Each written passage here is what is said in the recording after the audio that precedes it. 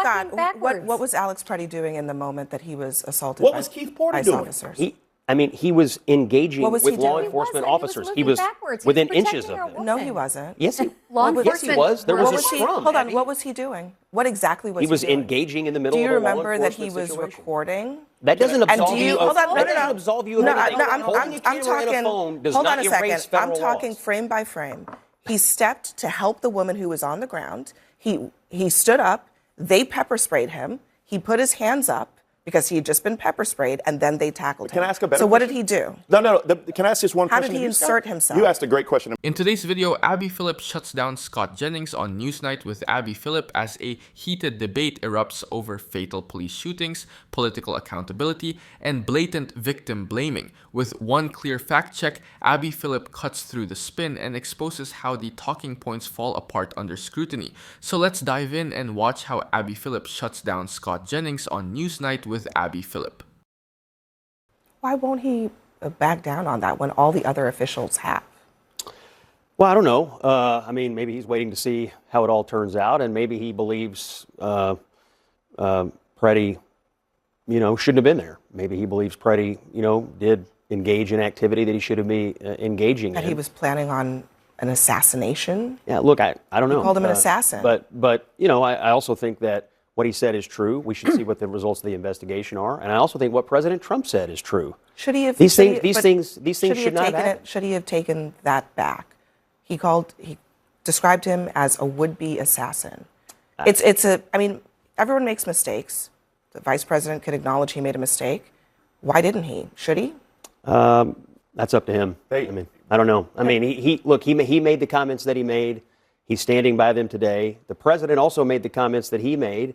And look, I know it's a little rudimentary, but the president's word is what matters in the White House. The president doesn't want the shootings to have happened. And the president says he wants them investigated, and he doesn't want to see these kinds of things happening in the streets. And so, okay. So first of all, it wasn't just J.D. Vance, right? It was many in this administration. It was Stephen Miller. Yeah. It was Who really initiated Kristi Noem it. calling him a domestic terrorist and calling Renee Good a domestic terrorist when their bodies were still warm, when there were no facts known. It's irresponsible. It's indecent. It's cruel to the family. But this administration believes that apologizing makes you weak, makes you look weak, and it's the wrong thing to do. And so I just think that we've become accustomed to the Trump administration not apologizing or not taking things back under any circumstance. And this is the least shocking thing that's happened today. I think it's a case of, yes, generally the Trumpian way of doing things is to not back down, not it's to apologize. double down. At the same time, they're withdrawing 700 officials from Minneapolis, and this is also what Trump has said about that drawdown and about the broader strategy in Minnesota. What made this so uncomfortable is how casually human life got abstracted away, and that's where Abby Phillip and Ana Navarro's frustration really lands. Independent reporting shows that in high-profile police shootings, early official claims are wrong or incomplete nearly 40% of the time, according to studies from the Washington Post and ProPublica. Labeling someone a terrorist or assassin before evidence is established doesn't just prejudice investigations. It permanently stains families who haven't even buried their loved ones yet. That rush to judgment isn't caution, it's narrative control disguised as patience. What Scott Jennings keeps brushing past is that accountability isn't weakness, it's governance. Democracies that maintain public trust tend to correct false statements quickly. Political scientists call this institutional credibility repair. The Trump administration did the opposite, often doubling down even after facts shifted. We've seen this pattern before, from the Central Park Five to immigration raids where initial claims collapsed under scrutiny. When officials refuse to retract inflammatory claims, it sends a message that power matters more than truth, and that certain lives are expendable in the public story. And then there's the broader context everyone pretends isn't relevant. The US has documented a steady rise in politicized law enforcement rhetoric over the last decade, alongside declining public trust in federal agencies. Minneapolis didn't erupt in a vacuum. Pulling hundreds of officers while escalating rhetoric is policy whiplash, not strategy. Abby Phillip and Ana Navarro aren't arguing for chaos. They're pointing out that cruelty masquerading as toughness corrodes democracy. You can't demand law and order while actively undermining fairness, restraint, and basic human decency. So, I mean, look, in a way, Trump is backing down there.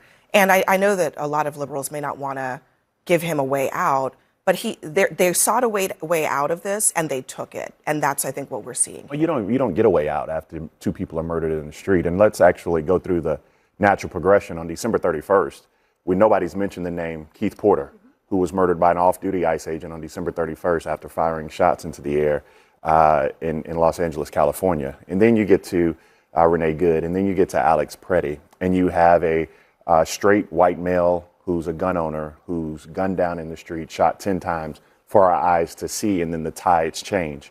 What you saw from J.D. Vance was being an a-hole. And that's emblematic of the White House. But even more importantly, it's something that shows a bit of naivete from the vice president in that he's not reading the same tea leaf that even Donald Trump is reading.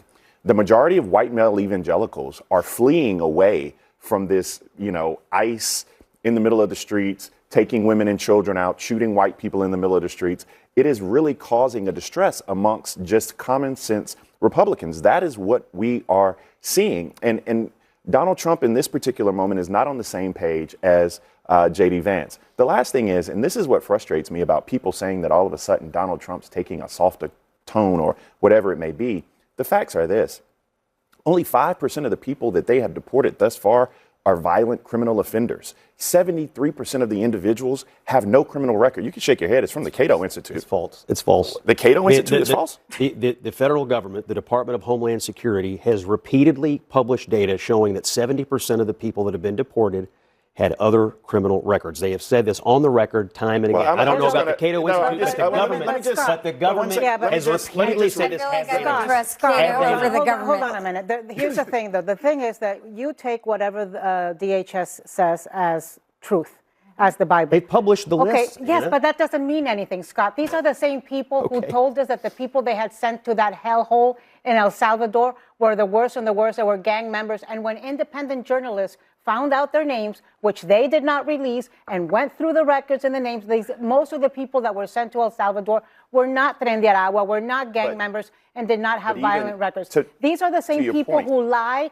constantly. These are the same people who said that a Cuban man who just died in ICE detention committed suicide when the medical examiner in Texas ruled it a homicide. Right. They lie time and time again. And you come here and you repeat the lies. Just today, 4,000 people, they put out the list, in Minnesota have been taken off the streets. Criminals, violent, rapists, murderers, pedophiles, people who've done very, very bad things. They're not backing down here. 5-year-old, 7-year-old U.S. citizens. There's 3,800 children under detention. I'm going to let Brianna have a word, but I just wanted to make a note about the list that they've been releasing out of Minneapolis and Minnesota. Some of those are people that were detained long ago. Some of them are people who were transferred directly into ICE custody, which is something that the administration claims doesn't happen, but it actually does. So it's a mixed list of people who are being detained, yes, but not all of them have been detained in this extraordinary surge that has caused all of this upheaval in Minnesota. What jumps out in this is how often tough rhetoric collapses once facts hit daylight. Independent data from the Cato Institute and Transactional Records Access Clearinghouse shows that the vast majority of recent ICE detentions involve people with no violent criminal history, despite constant claims otherwise. That matters because policy built on exaggerated threats predictably produces overreach. When officials frame enforcement as war, mistakes escalate into tragedies and communities stop trusting the system meant to protect them in the first place altogether. The pattern Scott Jennings downplays has been documented for years. Aggressive immigration surges correlate with higher civil rights complaints, not safer streets. DOJ investigations and ACLU reporting consistently find that rapid deployments increase wrongful detentions, misidentifications, and use of force incidents. Meanwhile, public corrections rarely follow initial accusations, even when evidence disproves them. That asymmetry poisons accountability and explains why apologies matter in democracies. Without corrections, power signals impunity, not leadership, to families, voters, and officers expected to uphold law equally under public scrutiny nationwide. What Bakari Sellers and Ana Navarro tap into is political reality, not ideology. Polling from Pew shows declining support for mass deportation tactics across party lines when nonviolent families and children are involved. Voters notice contradictions when officials claim softness while expanding detention of thousands, including U.S. citizens. Credibility erodes fastest when fear replaces facts, and that erosion ultimately weakens enforcement itself. That's why transparency, restraint, and truth aren't luxuries. They're prerequisites for public safety and democratic legitimacy, especially during moments of crisis nationally. Today is the day that I'm going to die. What did Aaliyah Rahman do? Instead of just going to her appointment, are you familiar with Aaliyah Rahman? No. She testified today. She is the person who is disabled, who ICE actually took a knife and cut her seatbelt and drug her out of her car. Like, there is a level of humanity that I think you're missing when I ask you a yes or no question, and your answer is yes, but. The but negates everything forward and everything behind it. No, it doesn't. That's actually what but does. No, but in this Like instance, absolutely. in this, That's in literally this what but does. English is my second language, and even I know that. But would you advise someone, even if they're very angry, even if they don't like the laws, to insert themselves into the middle of an active law enforcement situation? If they see something wrong, absolutely. You would advise a person or a client of yours to literally engage in the middle of an active law enforcement matter? If they see something wrong, I would say yes. I would say definitely That's a crime. I would say put your. Alex Preddy was filming with a phone. You're advising people to commit crimes? What I'm advising Do you people, just to consider be filming with a Hold on a phone second. Hold on. Just to be- Guys, just one at a time. Camera, One just at a to time. be absolved from the law. Just to be extremely clear, because I know how these things get clipped and shipped around on Twitter. What I'm actually telling you, Scott, is if my client came to me and said, Bakari, I was outside and I saw something going down and I saw somebody being abused and I went and tried to put myself in between them, or I raised the camera, do not hit officers. Do not spit on officers. But yes, by all means, if you see something wrong, videotape it. I mean, I can't sit here. My dad was a member of SNCC, right? He was a professional disruptor. Holding a camera, Like, what do you want me to holding a say? camera is different than inserting yourself or inserting your let me vehicle ask into you- the was middle walking well, hold on. of a law I mean, I think, enforcement. but was walking Scott, backwards. what was Alex Preddy doing in the moment that he was assaulted What by was Keith Porter ICE doing? officers? He was engaging What was he with law doing? enforcement He wasn't. officers. He was looking backwards. He was within protecting inches of our them. women. No, he wasn't. Yes, he, Law yes, he enforcement was. There was What a was he? scrum. Hold on. Abby. What was he doing? What exactly was he He was doing? engaging in the middle Do you of a law remember that he enforcement was situation. recording? That doesn't And absolve do you you. hold on? No, That no, doesn't no. absolve you of No, anything. I'm Holding a talking. camera and a phone does Hold not on a erase second. I'm federal talking laws. frame by frame. He stepped to help the woman who was on the ground. He stood up. They pepper sprayed him. He put his hands up because he had just been pepper sprayed, and then they tackled him. Can I ask a better So what question? did he do? No. Can I ask just one How question? did he to you, Scott? insert himself? You asked a great question. Let me ask you a question. All of those things that you said are a crime. Which one of those things that you enumerated is a death penalty crime punished by death? Well, That can require you to be gunned down in the street. Which one of those things? nothing requires you to be gunned down in the street, Bakari. My That's what we're only talking about. point is that you have ordinary people who are being trained or instructed to go into the middle of active law enforcement That's not what zones, happened You and that keep is saying that. extremely You keep unwise. saying that with zero It's extremely evidence. unwise. You keep wanting to It's paint not them a- as trained agitators. They really without, are. And I know you don't believe it, but they are people have to absolutely get I think trained. there's involved. plenty Even of somebody's people on the in this line. country who are willing to be outraged But it and doesn't protest matter because against if you Donald Trump. if you insert for your free. body and yourself into the middle being in of the a middle law of the enforcement street, situation, filming an it's abuse dangerous. is You know what not I'd say? inserting All right, we really yourself have to into go, a- guys. into We are the middle of way a past our situation. time here. Down What this really exposes is how thin the "they should have known better" argument gets once you look at established law and data. Federal courts have repeatedly affirmed the right to record law enforcement in public, including the First Circuit in Glick versus Conniff, long before smartphones were everywhere. DOJ guidance itself acknowledges that bystanders documenting police activity is constitutionally protected. When ordinary people are punished for exercising a basic civil liberty, that's not chaos, it's a failure of restraint by the state.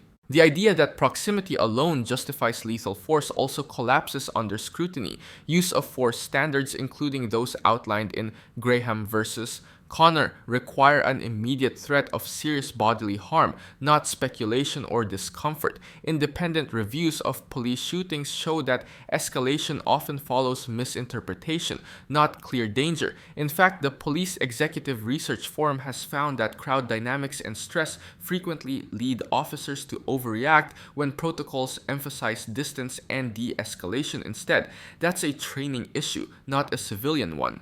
What Bakari's position ultimately rests on is proportionality, and the numbers back that up. Studies from the Bureau of Justice Statistics show that civilians killed during law enforcement encounters are overwhelmingly unarmed or accused of low-level conduct. None of the behaviors described, filming, stepping towards someone on the ground, raising hands after being sprayed, meet any legal threshold for deadly force. Accountability doesn't weaken policing, it strengthens legitimacy. When the punishment wildly exceeds the action, the public isn't being emotional, it's being rational. Pause. Are you getting tired of getting half the story from biased news sources? One outlet says one thing and another says the complete opposite. How are you supposed to know what's actually true? That's where ground news comes in. It lets you compare how different media outlets, left, right, and center are covering the same story. So you can see the full picture instead of just the echo chamber. And here's the best part. Click the link in the description and get 40% off the Vantage tier, which gives you even deeper insights into media bias and political trends. Stay informed, think for yourself, and check out Ground News in the description down below.